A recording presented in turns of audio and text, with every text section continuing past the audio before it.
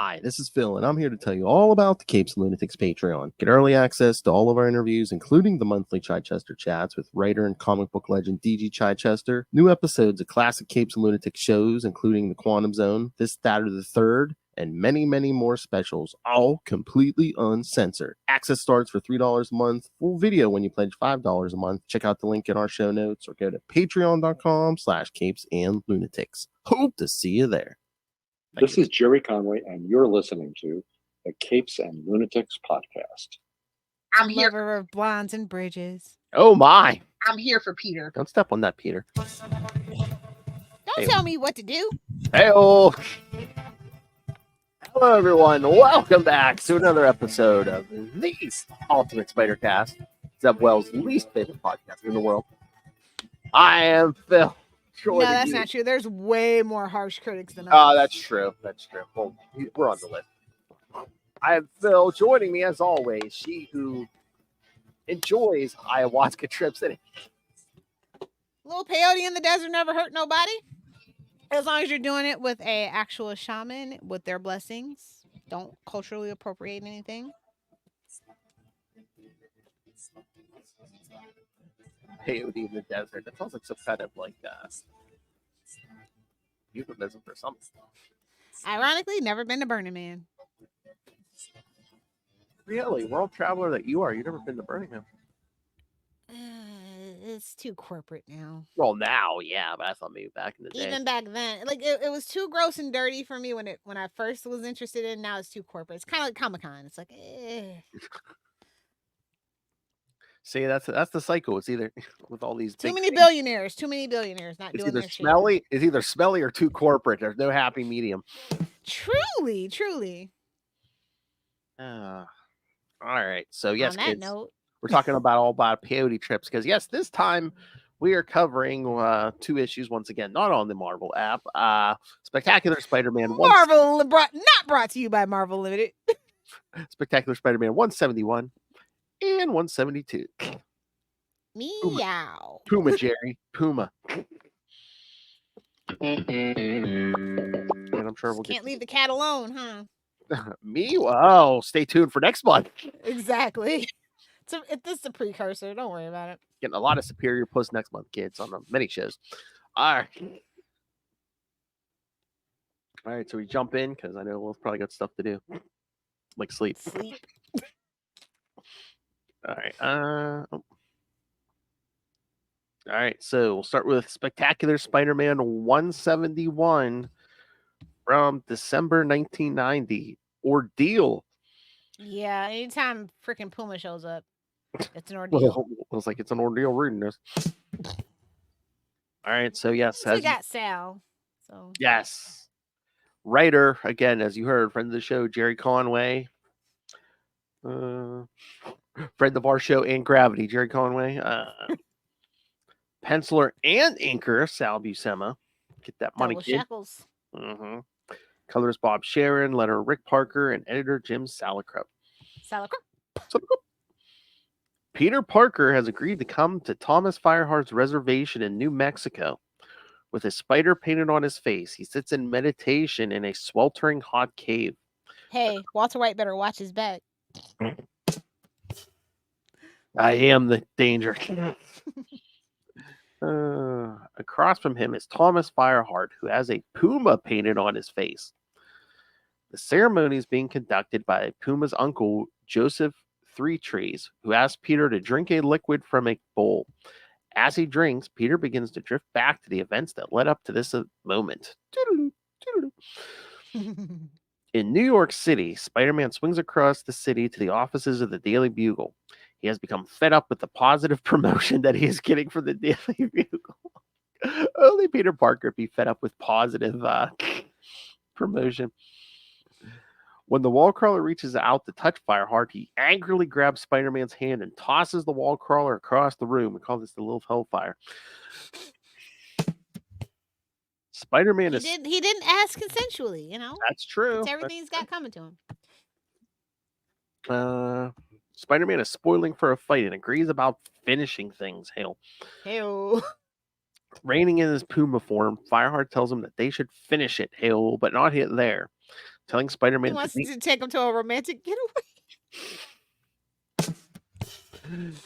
But not there, telling Spider-Man to meet him at his private hangar at JFK Airport at midnight so they can go to New Mexico and deal with their An older rivalry. man, a younger guy. I'm just saying. I've Uh, seen a lot of fanfics start like this. oh my. She's seen some. She's written some. Shh. You'll never find my Wattpad username. Never. Oh my. Just search for just search for the username. Superior Puss. No, Superman is a power bot.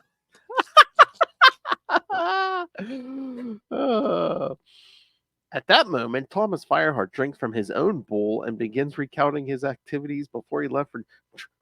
Are we drinking from bowls or smoking from bowls? Either way, you're gonna Exactly. get fucked up.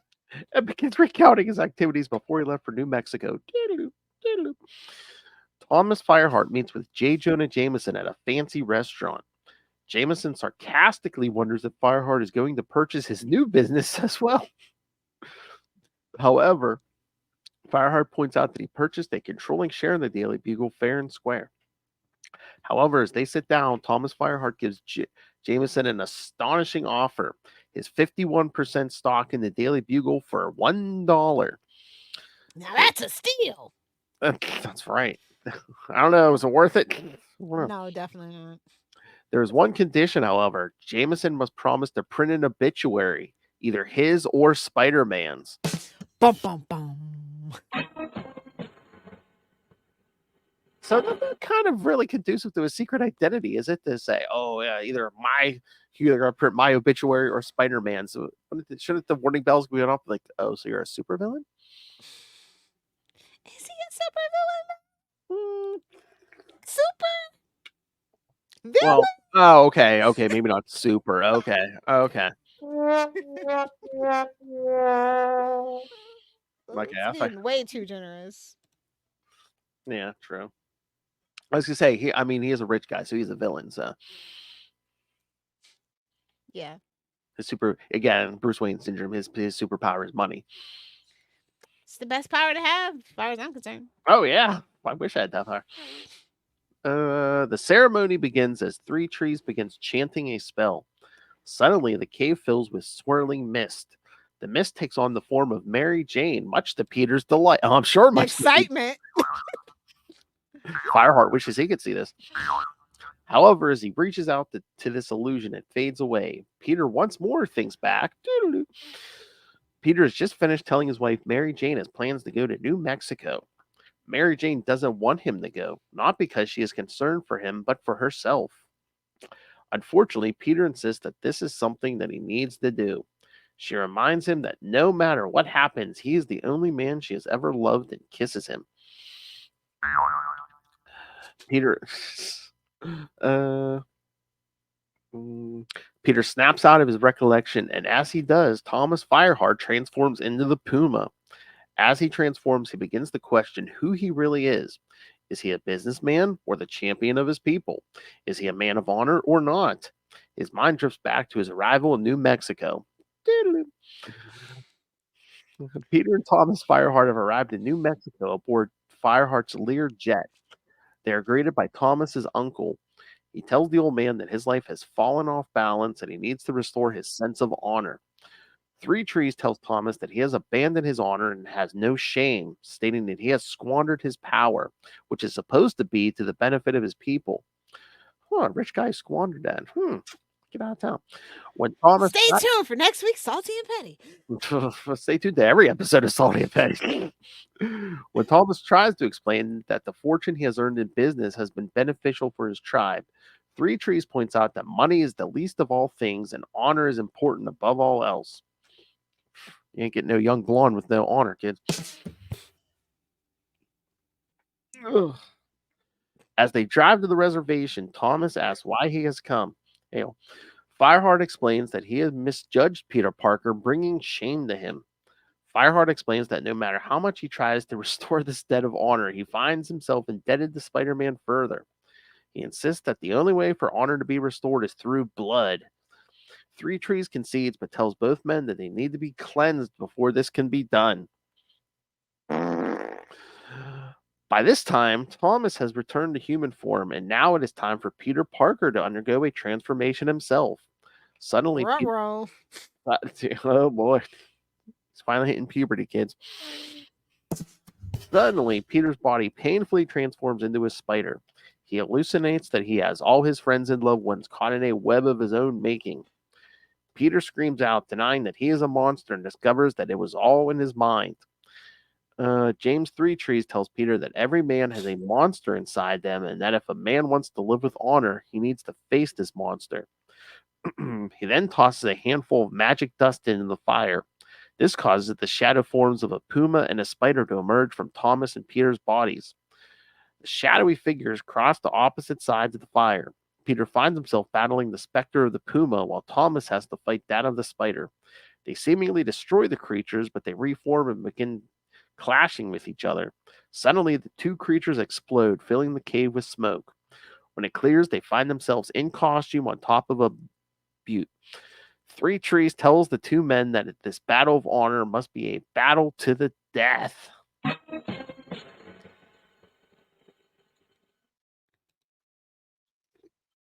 And again, Thomas Fireheart bought the Daily Bugle and Spectacular Spider-Man 156. Scroll down the last week. I love this next cover because it's like the Spectacular Spider-Man versus, you can barely see it, Puma. I know. Well, again, remember whose book it is. I mean, it's tiny though, bro. Like, that's an embarrassment.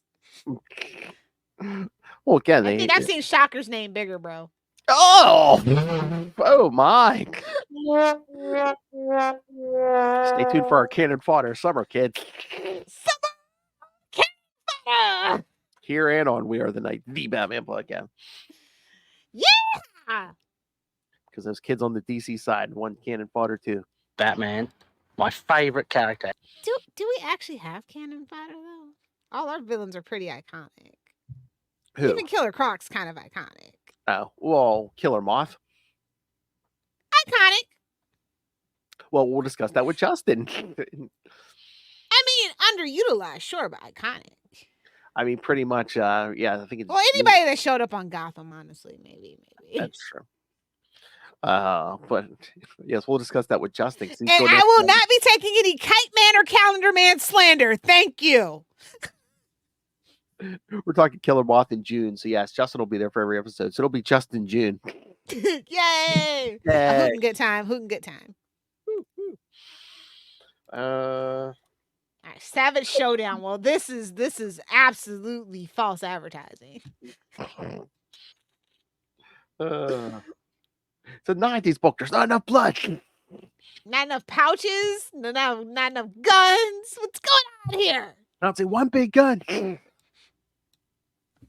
I mean, I know Mary Jane's about to from Jason Jerome, but that's none of my business. Hey-oh.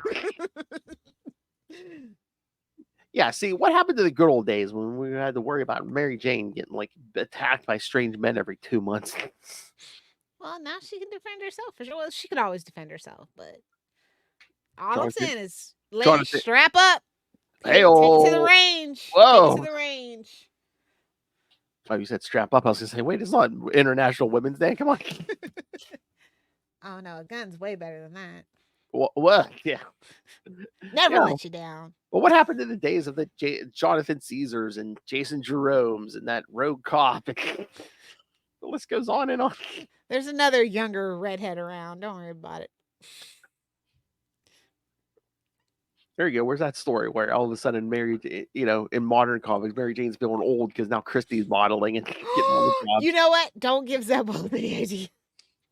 He's desperate.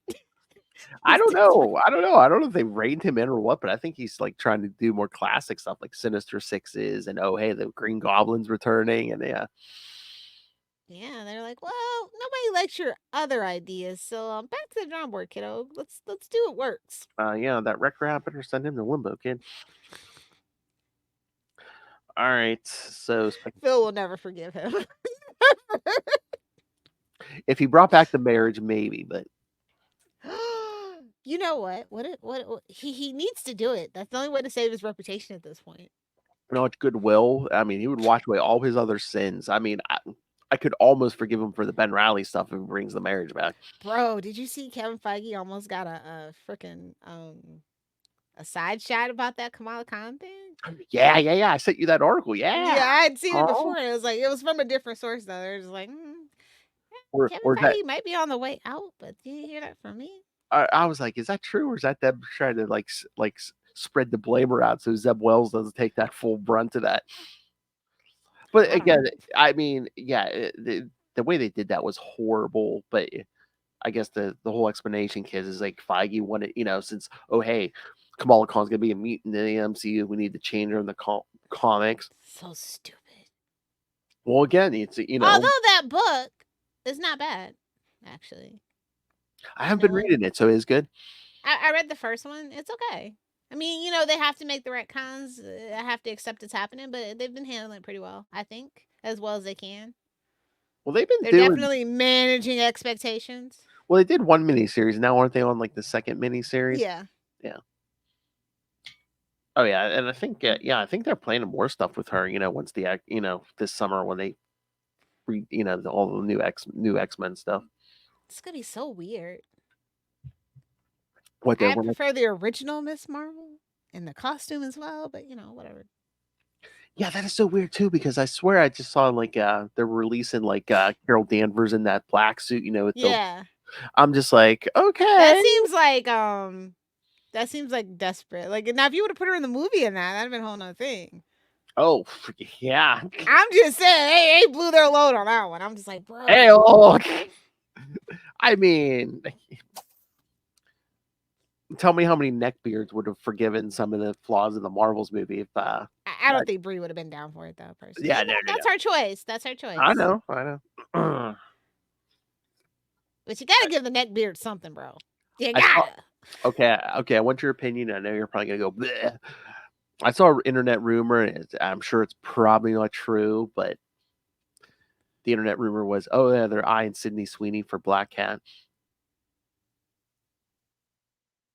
Just give me my goddamn Julia Carpenter movie. I know. It's right there. Just reach for the brass ring. It's right there.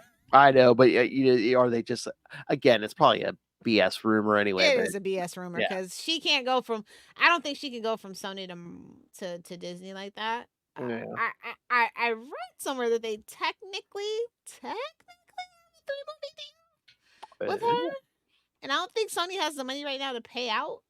So maybe could Disney buy out that contract? Maybe if they want to, but Disney's in trouble too. So. I mean, I don't know. There's certain Disney's not letting go of that Tom and Zendaya automatic PR. Just it ain't gonna happen. I mean, though there are certain segments of the population who will buy tickets for a Sydney Sweeney Black Cat. But it's a Disney movie. You're not gonna have any cleavage. Sorry to break it to you, kiddos. Zipper ain't gonna really. That zipper's gonna work real good. Okay. Real good. Shh! Don't tell Ray that, man. I'm sorry to break it to Disney's not gonna do it. They're not gonna do it. Well, you know what? Honestly, I have to wait and see how that Wolverine's Deadpool movie comes out. That's going to tell you everything you need to know about what they're willing to do going forward. Yeah, because that's R, isn't it? That's what they said. So yeah, I mean, come on, get some. But there's R for crude language, and then there's R for violence. I know, but I mean, I'm really asking for nipple, just some cleavage. Bro, they don't even want to let a woman have an orgasm on tape. So Rumpy pumpy. And everybody's getting to be so. Movies are so prudish. TV shows too are so prudish now. So it's just like, I'm still upset about no ass shot from Theo James in The Gentleman. I'm still upset. Season 2 better make it up to me. Theo James knows what his fans want, and he knows his fans are female. So come on, and of course, the gays. Sex on the mind. Anyway, back to this savage quote unquote showdown. All right. Spectacular Spider-Man 172 from January 1991. Yes, Savage Showdown by the same creative team. After a mystical ritual, Spider-Man finds himself in the middle of the New Mexico desert facing a life-or-death battle against his foe, the Puma. As you do. especially in the 90s. Surveying the territory in the blazing heat, Spider-Man's spider sense warns him of a sneak attack from the Puma. Donkey Punch? I was gonna say, I hope so. It's the only thing coming at you. What, for miles? Okay. It's ting ting tingalin ting ting tingalin. There's a cream for that. Now, bitch. No, my. Try to donkey punch me now, bitch. He dodges the attack, and his foe goes tumbling down to a dried-out riverbed. The wall crawler goes down to find his opponent, but when he arrives at the riverbed, he finds no trace of the Puma. Spider-Man has a bad feeling about things, thinking back to how he agreed to come to New Mexico to finally resolve the debt of honor that Puma felt he owed the hero. Again, we're kind of recapping here. Last issue. After a mystical ceremony of purification, the Puma's uncle asked if they would end the ceremony in peace. However, the Puma had insisted that honor demands blood, and so it was decreed that they were to fight to the death. Suddenly, Spider-Man's thoughts are interrupted by his spider sense. Unfortunately, he is too slow to react when the Puma leaps out of the mud and slashes the hero's shoulder open. In the dirt where he belongs. Oh, damn. Reacting to the pain, Spider-Man strikes the Puma so hard. Yeah, gives him the old Sal right cross. All right, kids. I swear that has to be in Sal's contract. Someone's getting at least right crossed at least once an issue. I don't even think he wanted to do it anymore. They just demanded it. It's like, bro, it's what you're known for. Sorry. Gotta do it. It's what the kids want. It's what the kids crave. So yes, Spider-Man strikes the Puma so hard he goes flying into a nearby rock face. When Spider-Man goes looking for his foe, the Puma has disappeared again. Taking the momentary reprieve to rest, Spider-Man notices his arm is aching and wonders if Puma's claws were poisoned. Well, that's no honor. Maybe just some dirty-ass fingernails. Ooh, exactly. Clean them and clip them, boys. Clean them and clip them. Lilith's like, I'd rather have the poison. Back in New York City, Mary Jane is waiting in a park for Jason Jerome to arrive. This guy. Yeah. Jerome tries once again to convince Mary Jane to begin an affair with him, pointing out that she is neglected by her husband. Hey man, he's persistent. Didn't it start back at 166 or something like that? Yeah, the whole he ain't taking the hint yet. Back during Ray's favorite story, Night and Fog. Remember that? Oh yeah. He still brings that up. Ray really loved that Night and Fog story. Bless his heart. He's so sweet. Sweet summer child. Oh, leave him alone. He's having problems, man. Oh, I think he looped you in on the Facebook Messenger thread, but of course, you're never on there. But him and Finn were at the story. We get a couple of us got a picture of Finn holding up a Batman toy. He's like, oh, God. Finn's doing it for the lulz. I'm telling you. He's doing it to piss his dad off. He knows. He's pushing his buttons. Oh, my God. It's the best story because then, of course, Ray had to start bad-mouthing Batman. And I said, well, at least he never cut anybody's face off. And then that's not really a selling point in today's modern comics. I know. And then Russell had to chime in and goes, they brought up the whole, Frank Miller All-Star Batman, making a kid eat rats and stuff. Yeah. And I was just like, I said to Russell, that's not fair. I said, it's a Frank Miller story. Every Frank Miller story has someone eating rats. Yep, the whole. Exactly. He's like, didn't happen. Oh man, I forgot during the purification ritual. Nothing will ever be as good as Mephisto's mushrooms. There we go. Don't knock it till you tried it, kids. Mary Jane should have been like, yes, my husband neglects me, but at least I still have Bruce. Exactly. Damn. Be like, take a number, pal. Batman, my favorite character. Appearing to relent, Mary Jane tells Jason to meet her at her apartment. Push him right out that window. Oh my. That's right. Yeah, she tells him to meet her at the apartment later that evening. Back to the battle in the desert. Speaking of another physical confrontation. By this point, the one we want, but speaking of more sexual tension. By this point, Spider-Man has bound his wounds. He gets up but is feeling dizzy, which confirms that the puma's claws were poisoned. Needing to get out of the heat and rest, the wall crawler hobbles into a nearby cave to rest some more. When the puma tries to go in after the wall crawler, he falls for Spider-Man's trap. Wait, it's so cute because there is a spider that lives in a cave that makes a trap. So I thought I don't know if that was intentional, but I thought that was kind of funny. He puts the trap right outside the cave. So Remember back in the day when Amazing Spider-Man or Spider-Man writers would do their homework? Yeah, we really took that for granted, didn't we? We did. All these Jerry Conways and D.G. Chichesters teaching us stuff. Teaching us lonely latchkey kids lessons. Exactly.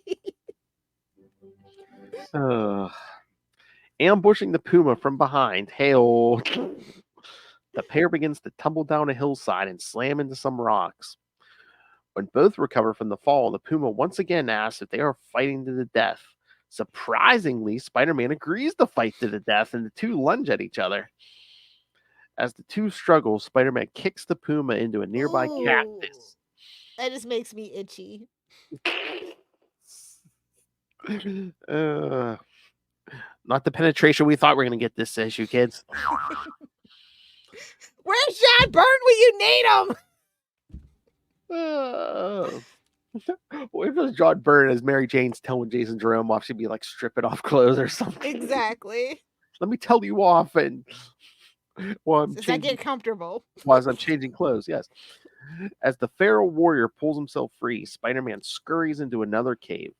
The puma uses his heightened senses to track the wall crawler in the dark. As he travels along a narrow path, the puma's neck is snared in one of Spider-Man's web lines. The wall crawler, he's ready to hang him. The wall crawler swings the puma over the chasm, and don't say chasm, intending to strike him. Phil's having flashbacks. I still get a twitch anytime I put chasm. Damn, Zeb Wells, you're my boogeyman. It's kind of it's a word like moist. I just don't want to hear it. Even if they reverse that, I'm still gonna have nightmares every time I hear the word chasm. How do you think I feel about clones? Between Star Wars and Spider-Man, it's just not good, bro. The wall crawler swings the puma over the chasm, intending to strangle him to death. However, Spider-Man stops himself before he crosses that line and lets go of the makeshift noose.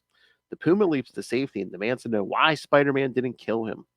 The wall crawler points out they are too evenly matched and perhaps they need to settle things without killing each other. He suggests that the shaman's vision was likely to show them to deal with their differences peacefully. However, the puma refuses to stand down, saying a man with no honor is not among the living. Before the fight can begin anew, Spider-Man reminds him that they both have those they are responsible to. Peter to his wife and Thomas to his tribe. This causes the puma to pause.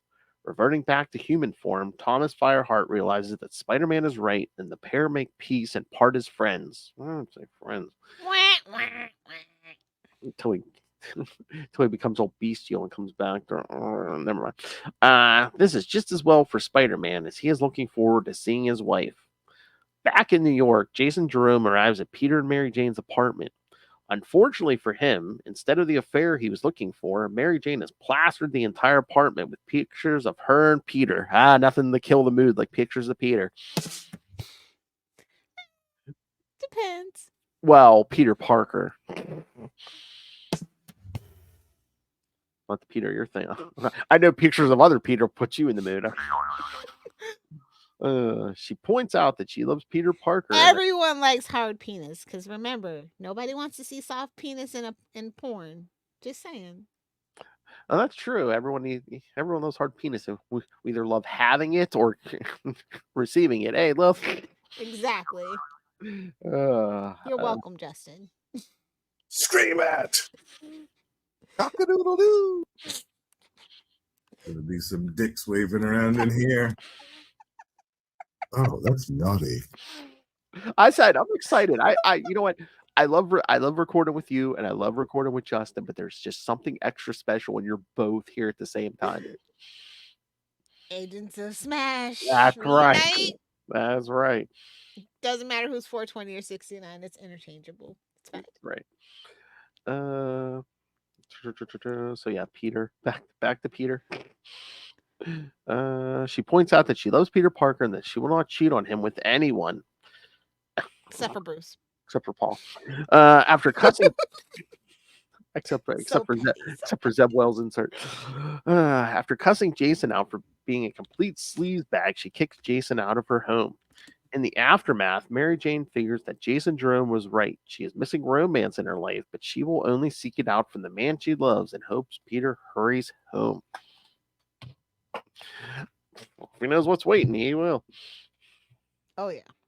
I don't know. Maybe it's just, I don't know. The artistic choice was kind of weird because she's like telling him off, but meanwhile she's wearing like tight like workout clothes or something. I was just like, she's getting ready to kick his ass. I guess you gotta so, get maybe. comfortable. You gotta get loose. Hell. Well, if you're gonna kick some guy's ass, like yeah, I guess the leg warmers would be a nice touch. Exactly. Keep the blood off your good shit. Not that Lil's giving this any thought.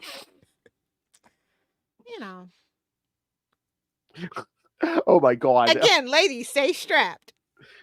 Don't even have to worry about it. All right, kids, stay tuned for new Capes and Lunatics Podcast Network show from Lilith Hellfire. If I did it. if I had to. If I would do it. Back against the wall if I had to. Everything from murder to sex with famous people. Exactly. Lilith Hellfire. If I would do it.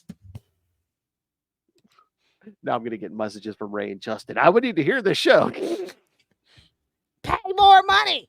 That might have to be a Patreon exclusive. That's the $100 tier. Oh. No, I think those Vegas stories are the $100 tier. Yeah, definitely. All right, so Lil, what you think? We kind of wrapped up the Puma stuff for a while. Finally.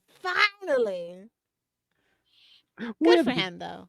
Have to get through meat. It's kind of like, yeah, he's not gonna kill him, so Yeah. Although he should have. Right over the chasm. I mean, there was kind of a cliffhanger. It's like, is Puma gonna die even if it's by his own hand? Because he is kind of like a C-list, D-list. Yeah, exactly. F-list. Because again, you always get that little kind of doubt. It's like, oh, it wasn't created by Stan or anybody, so maybe. It's okay. I mean, does it need to be 2 issues? Probably not. It's a stretch, but it's fine. Sure, he had a plan. Yeah. He had a plan. He saw it through. It's all right. Yeah. Seen worse, seen better. It's in the middle. It's average. It's Had Puma. It's never going to be a masterpiece. to get high in one scene and then in one issue, and then you get the battle. It's relatable content for me. I appreciate it. Do the drugs, do the violence again. Come on, relatable content for me. This week was kind of low on spider stuff that I liked. I mean, we didn't get a ton of spider books. We got Miles Morales, Spider-Man 19. We got Spider-Boy number 6, Spider-Woman number 6, The Spectacular Spider-Man number 2, and we got a What If Venom number 3. I did not get the What If Venom. Did you get it? Yeah, I mean, I don't blame you if you're not reading that. But this one was fun for me. It's Doctor Strange. I did see that solicited. What it's like if Doctor Strange got the symbiote. Yeah. And it's a twist on it. It's pretty cool. I don't like Doctor Strange, but it was a $5 book, so I'm just like, well, Venom. Doctor Strange should knock $1 off. I'm just saying. Yeah, I know. So it was a and decent... then there's like the crossover. There's gonna be like a crossover with Moon Knight. So for like the last issue. Oh. So I definitely want to recommend that you guys pick that one up. That's gonna be really Sounds like a plan, Jan. So, but yeah, I think What If Venom is pretty cool, but it's like we're milking Venom for all it's worth. Kind of getting on my nerve. It's kind of degrading the property value for me personally. Well, again, it's like, King in Black did well, and then they saw, well, but they missed the point of why it did well. It had been a while since we had done something like big and bold with Venom, and it was literally perfect. And this is what I hate, when something's perfect, and then you go back and try to make it as good or better, you're just not going to do it. Well, it seems like almost like since King in Black, every summer now, they feel like they got to do like a ton of symbiote stuff.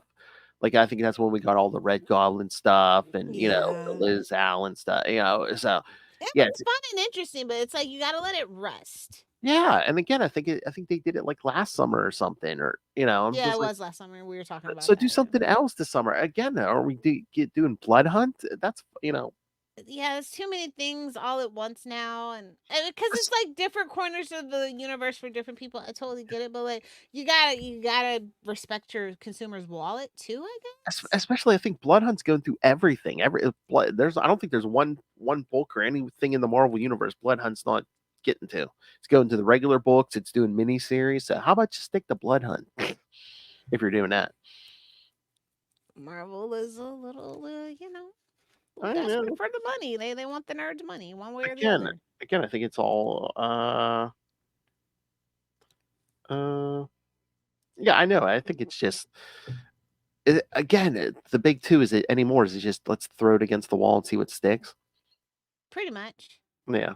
I mean, Blood Hunt should be good. I mean, I think Jed is the big mastermind behind that. So, Uh-huh. I mean, his stuff should be good, but yeah.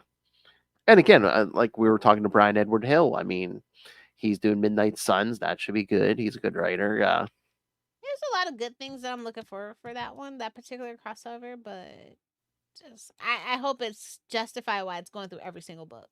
Sometimes it's like why even bother with some of the crossovers? Yeah. It's like Midnight Suns. It makes sense. Yeah. Vampires, it makes sense. But yeah, some of the stuff, yeah.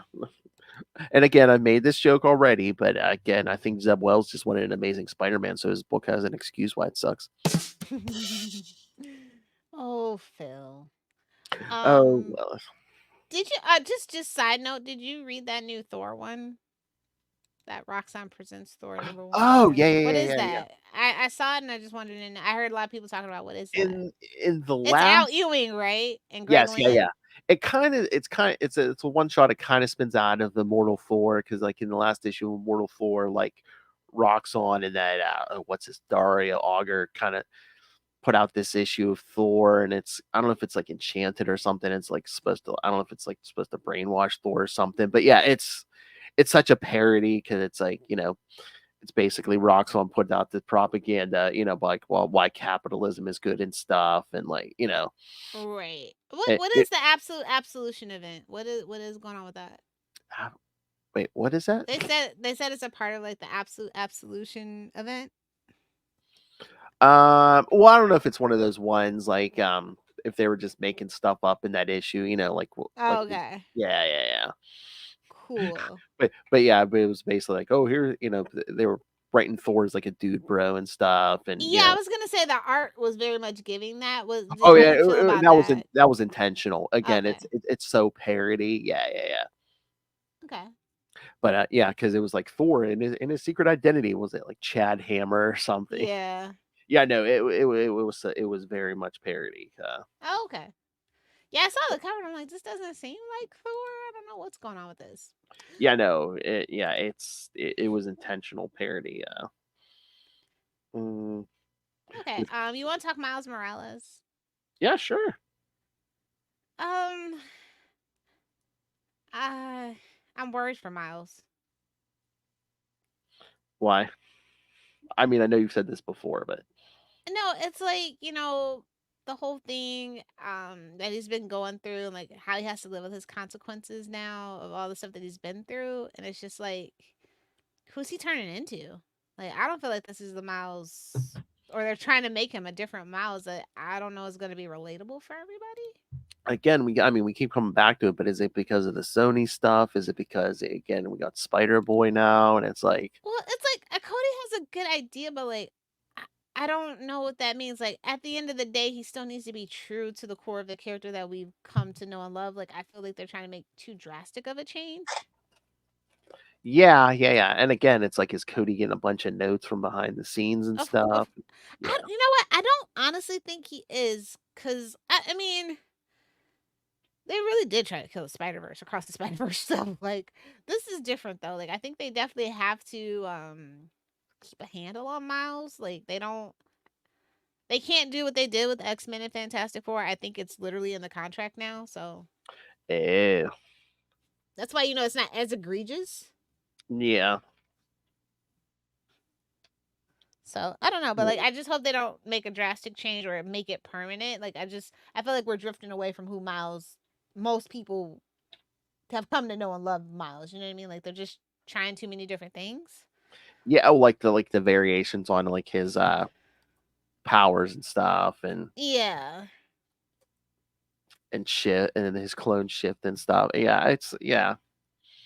I get what you mean because it's like it's not as bad, but it's kind of like when we were doing the him falling through the multiverse and stuff. It's like kind of keep it street level. I mean, I know you want to make him different from Peter, but kind of keep it street level. And is Peter? Can you even consider Peter street level? When's the last time he's actually technically been street level? I mean, like even Gang War was a little above street level. that's true. I mean, again, it's like, but that's how I like some of these characters. I mean, but yeah, like we're losing the heart and soul of these characters. Well, again, too, when you become the corporate mascot like Spider-Man, I mean, you show up in everyone's adventure. So yeah, cosmic or it's you could be have anywhere. to. Yeah. But yeah, like I think they need to get a handle on what they actually want for Miles. Like I just feel like they're just trying any and everything, and if it ain't broke, don't fix it. Like I said, at this point, no tea, no shade to Cody. I really feel like it's time to bring back Bendis and get him back to status quo. I think they've been lost ever since they decided he was going to be in the 616. I think they should send him back. There's no place for him here. Him and Gwen, they need to go back to his universe and live happily ever after. That's my personal opinion. Because they don't know what to do with Gwen.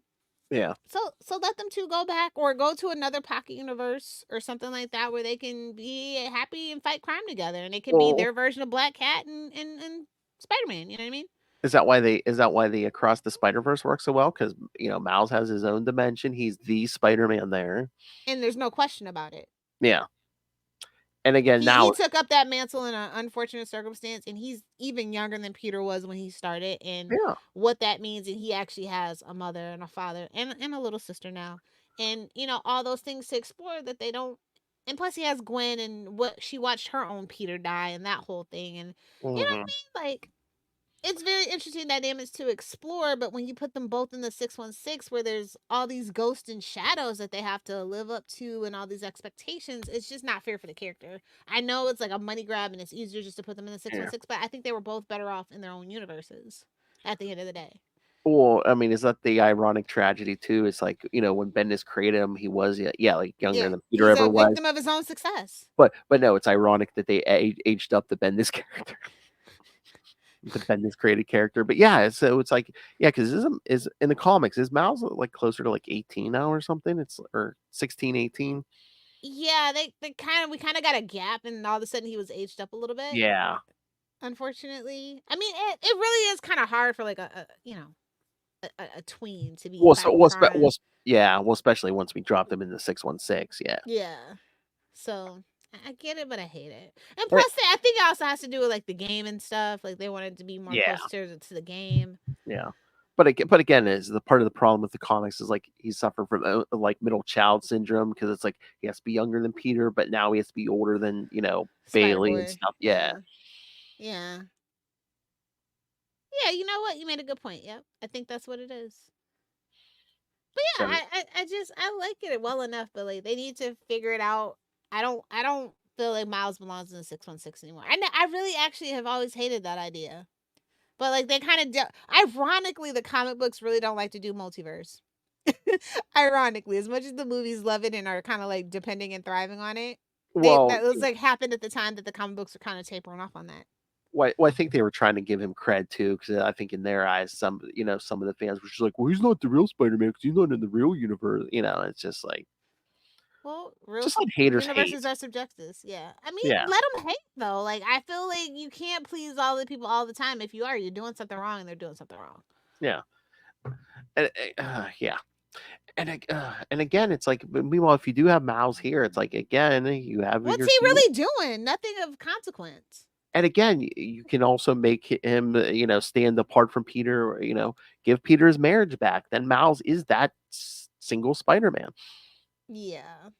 Well, let's talk about my favorite Spider book, I guess. Spider-Woman #6. This one was really good this week. Yeah.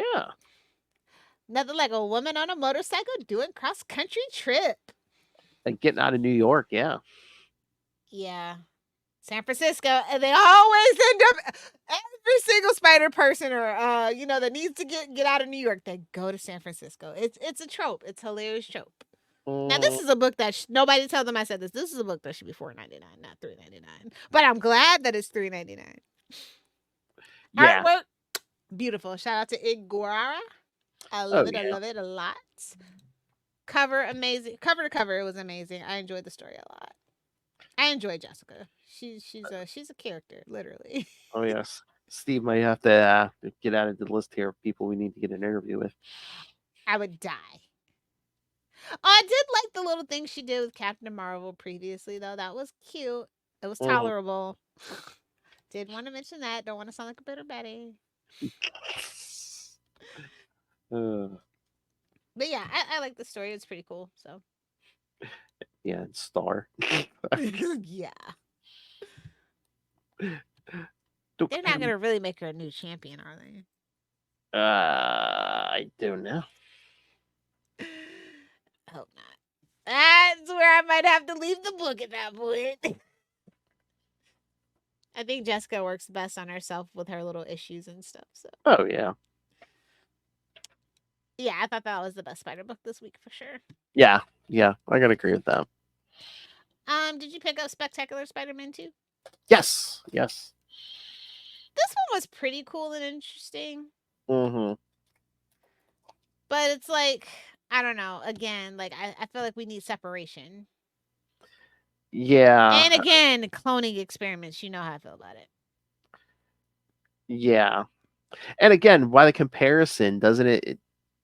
Is this another problem with Miles? Because it seems like we're kind of like they don't want to let Peter age too much, but we're aging up Miles, so the age difference between them is shrinking. Yeah, the age gap gets smaller and smaller.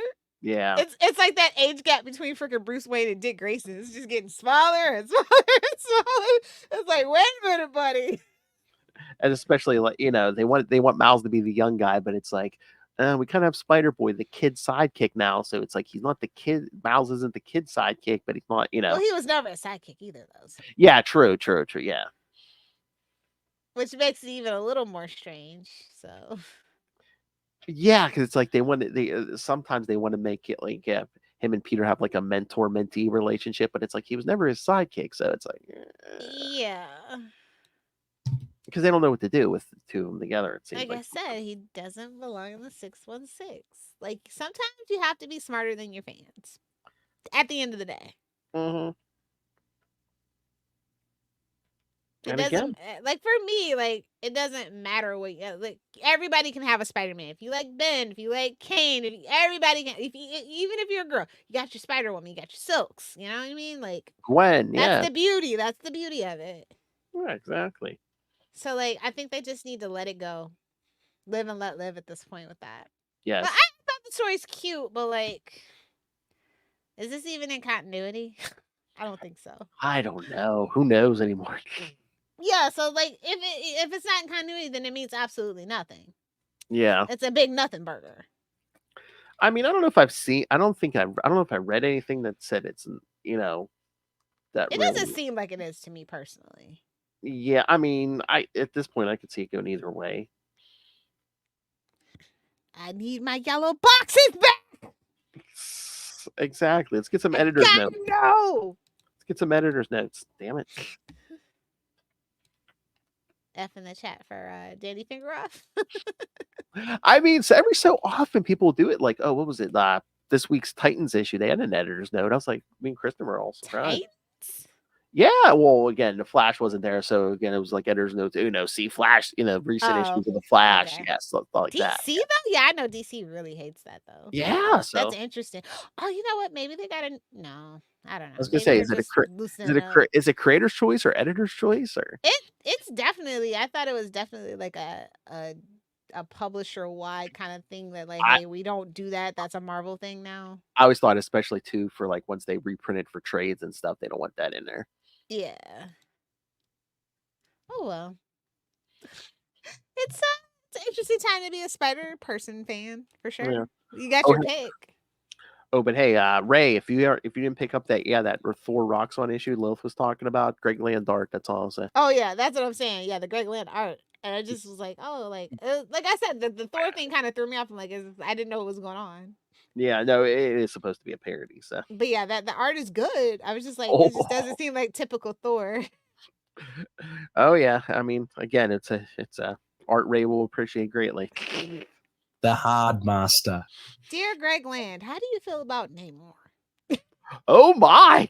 Oh, did you see there's a new Namor series coming out? Yeah, I saw. Finally, relatable content for me. Oh wait, we got till November. Oh, I wonder how much Greg Land charges for commissions. We got to get Justin a Greg Land Namor commission. My favorite biscuit. Oh, and if in the meantime, Conquered Shores was a great one. Oh yeah. So I think that's been my favorite modern Namor story so far, honestly.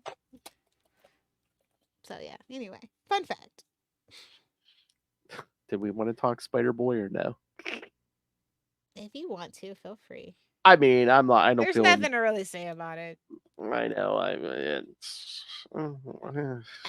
mean, I know who it's for, and I hope that they enjoy it. Like I said, I think everybody truly deserves a spider person that they can relate to, and I totally see the market that they're going for. But like, Madam Monstrosity, really? It gave me some creepy, gross vibes. That's all I'm saying. I didn't like it. Yeah, and the whole animal thing. I mean, that seems to be dragging on way too long. Yeah. I don't know, man. They see. But you know what it is? It's human animals are just weird and gross and I don't know. I don't like it, but like it's supposed to be campy, I guess. And again, this is a $5 book. This should be $2.99. Yeah, the whole indoctrination video and stuff. Yeah. Yeah, I don't like it. He's Yeah, like no. too young. This is like he's too young. Like you need to age him up if you want to do something. Like it just gave me gross vibes. Like Yeah, it's too creepy for a young kid. uncomfy. Yeah, I was gonna say I don't think Dan Slott has children or anything. So yeah, I don't know. I could have sworn he did. That's the crazy thing. Oh, okay. I don't know.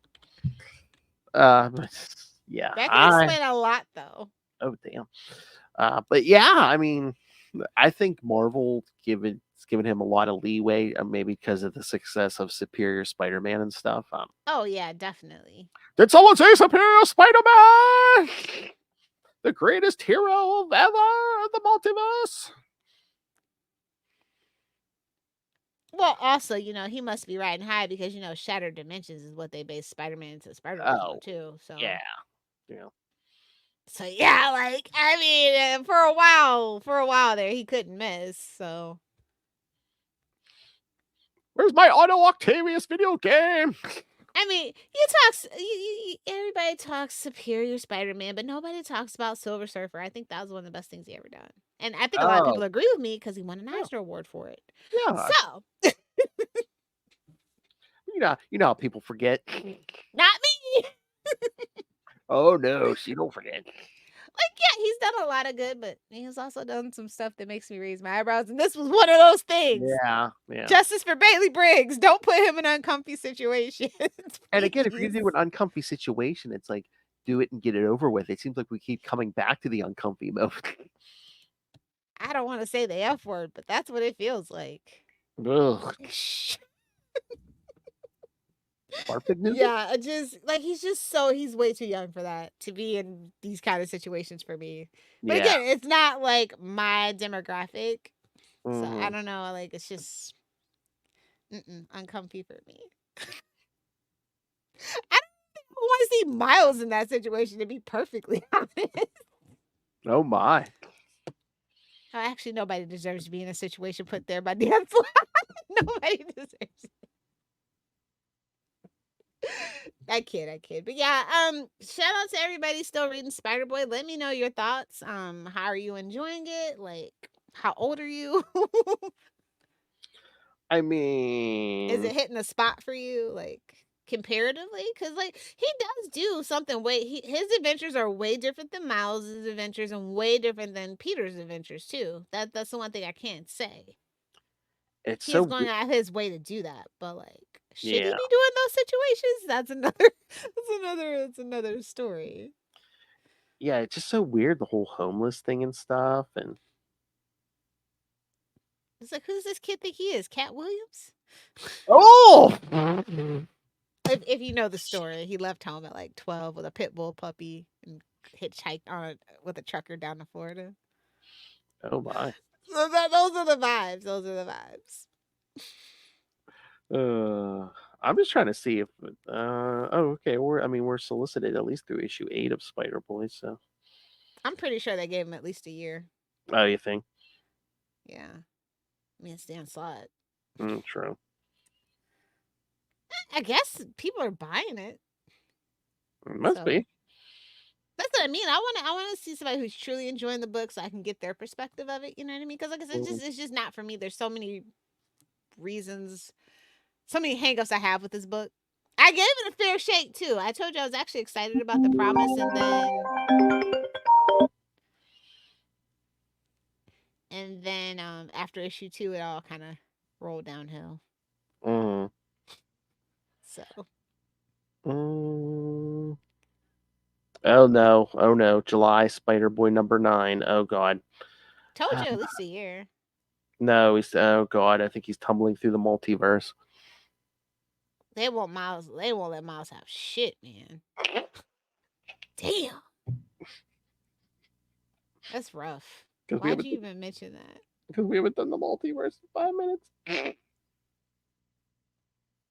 Yeah. Oh, I guess that would explain the moratorium on the multiverse for Miles. They were going to do it for Spider-Boy. Interesting. Dear Bendis, I know I never ask you for anything. Literally never. Except to stop writing Superman. And you've done that. So, your creation is crying out for your help. Please. Please make up with Marvel. Bendis. All right. Anything else? We can wrap it up. Tell the folks our homework and where they can send us money. The 2 most important things. That's right. Send us feedback and money. All right. See. I mean, Phil prefers money. I prefer feedback. You know. I prefer both. Don't be greedy.